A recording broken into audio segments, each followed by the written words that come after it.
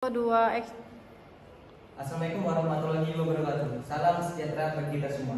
Yang terhormat dosen pengampu Bapak Aden SKM MKes. Dan pada siang hari ini saya akan membahas tentang manajemen risiko. Next. Adapun outline-nya sih ada identifikasi masalah, analisis matriks biaya khusus risiko, rancangan strategi mitigasi, yang keempat contingency planning, yang kelima ada case risk analysis. Next.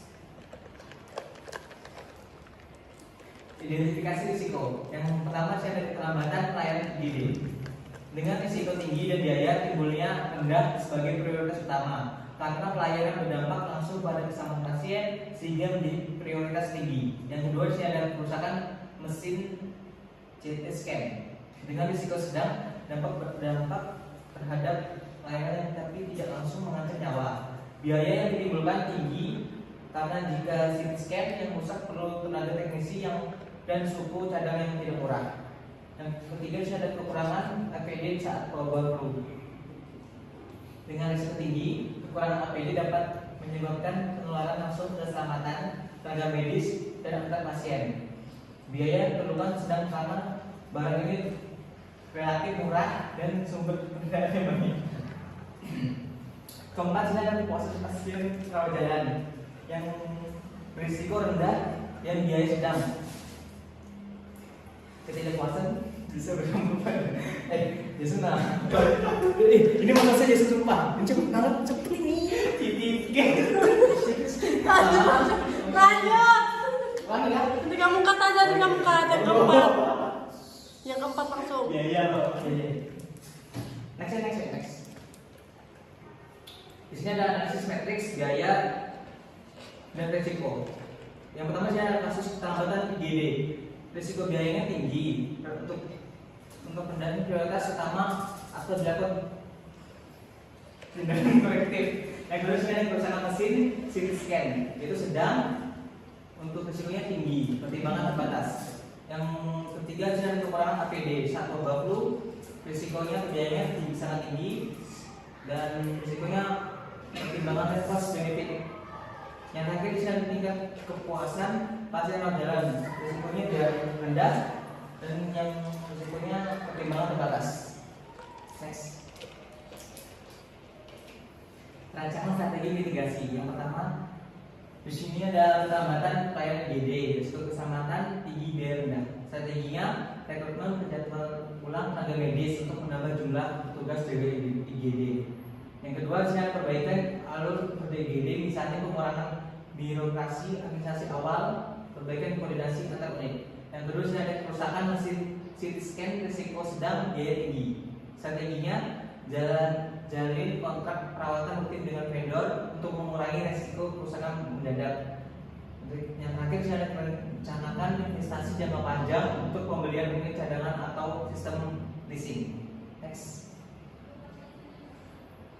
Dan ketiga ada kekurangan APD saat wabah flu, risiko tinggi, biaya sedang. Strateginya membuat stok buffer APD minimal untuk 3 bulan. Bangun kemitraan dengan pemasok lokal agar distribusi cepat saat terjadi lonjakan kebutuhan. Yang ketiga ada edukasi penggunaan APD secara rasional agar tidak terjadi pemborosan. Yang keempat ada ketidakpuasan pasien rawat jalan, risiko rendah, biaya sedang. Strategi mitigasinya yang pertama ada survei pengusaha pasien. Yang kedua ada digitalisasi layanan rawat jalan seperti pendaftaran online, nomor antrian. Yang terakhir ada pelatihan komunikasi tenaga medis agar interaksi lebih ramah dan informatif. Next. Di sini ada contingency planning. Untuk IGD, jika tenaga tambahan tidak tersedia, lakukan rujukan cepat ke fasilitas terdekat dan gunakan telemedicine untuk konsultasi awal pasien. APD, jika stok tidak mencukupi, gunakan APD refillable sesuai standar WHO dan prioritaskan distribusi untuk tenaga medis di area risiko tinggi. Next. CT scan. Jika menunggu ini gagal, rujuk pasien ke rumah sakit mitra sedia ambulan untuk transportasi cepat. Yang terakhir ada rawat jalan. Jika sistem antrian elektronik gagal, terapkan sistem antrian manual dengan nomor panggilan sederhana agar layanan tetap berjalan. Next. Untuk kasus analisisnya, yang pertama dia pada kasus keterlambatan pelayanan IGD biaya yang membutuhkan relatif rendah, misalnya untuk menambah tenaga medis dan sistem antrian digital sekitar 50 juta per tahun. Yang kedua dia ada pada kekurangan APD saat wabah flu, biaya pengadaan tambahan APD sekitar 200 juta per tahun. Next.